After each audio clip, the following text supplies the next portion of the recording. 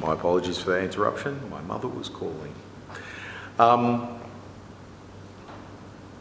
So your martial art needs to be effective and meaningful on a pragmatic level. You need to be able to grapple effectively. You need to be able to grapple in the clinch effectively. You need to be able to grapple and roll on the ground effectively.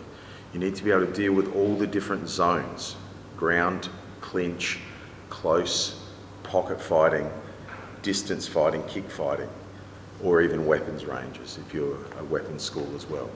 You need to be able to negotiate all of those levels with some level of reasonable level of competency, and the only way that you're going to reach that is by training those levels of competency with increasing degrees of resistance and adversity. So again, as I've said in previous videos, most of your sparring should be light to moderate. Okay, you need some small amount of hard sparring in order to make sure that you're progressing and that your techniques are going to work under the worst levels of adversity.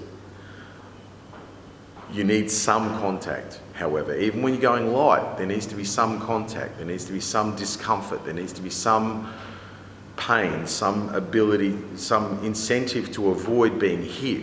Otherwise you're training unrealistically, and the first time you train with someone who's actually trying to hit you with a purpose, you're going to feel a very different experience to what you normally do. Okay? The reality is that with grappling, it's more like 50-50 at least. All right? You need to be grappling light in order to learn a technique, absolutely. You shouldn't go hard at all when you're learning a technique. It doesn't make any sense. However, once you've learnt it to a basic level of competency, you should start trying to apply it under resistance. You should be trying to apply it in free rolls. You should be trying to apply it even in drills, back and forth drills, with increasing degrees of resistance, increasing degrees of non-compliance. If you don't, if it becomes a beautiful Aikido dance, moving people around, twisting them, using these beautiful physics that are missing one element: resistance. Awkward, nasty, bad intentioned resistance. It changes everything, okay? And your beautiful martial art becomes effectively a dance. Even if your martial art is somewhat effective, there are ways of making it a lot more effective. In my opinion, boxing, Muay Thai, elbows, knees, low kicks, high kicks, all effective. They're all effective. Spinning kicks, jumping knees, flying, spinning back fists, whatever you can think of can be effective with enough repetition and enough practice with increasingly resisting opponents. Okay? So martial arts has to be predicated upon an escalation that takes place over days, weeks and months and years, where you're gradually testing yourself. And it gets to the point where you start fighting, you start competing, you start going to grappling tournaments, you start going to Muay Thai tournaments, MMA tournaments, because you really want to test it further and further. You'll be sparring as hard as you can safely. Now it's time to go and apply it to the next level. Okay? Or bring some people, go do some interclubs. If you don't want to do a big show, go do some interclubs, do some tournaments, find out how you stack up. And that's the best way about it.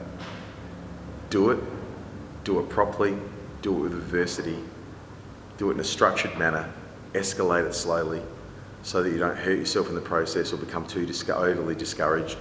Gradually increase your resistance, gradually increase the difficulty of what you're trying to do, and deal with it. There'll be adversity. You'll fail a hell of a lot more than you'll succeed. But that's the point. Even when you become highly competent at technique, it's going to fail more often than it succeeds by miles.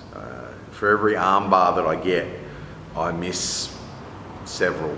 I'm not a particularly great ground grappler. I've got good clinch, good wrestling. I'm not a particularly good jiu-jitsu practitioner. I try. And I'm still working on that. But even striking, and I'm primarily a striker, Muay Thai exponent, ex-karate exponent as well, boxer, I miss quite a bit. I miss a lot. and I learn from those misses, and I hopefully refine myself, refine my style, refine my students to move this long upward strategic path towards excellence. And it is a long path. If you think you're going to achieve it in a hurry, for every Bones Jones out there that goes from 0 to world champion in 4 or 5 years, everyone else, it's a much longer path, a much more fraught and difficult path. We're not all genetic freaks. Okay? Thank you very much for that, and I'll see you again in another episode. It doesn't matter. Cheers.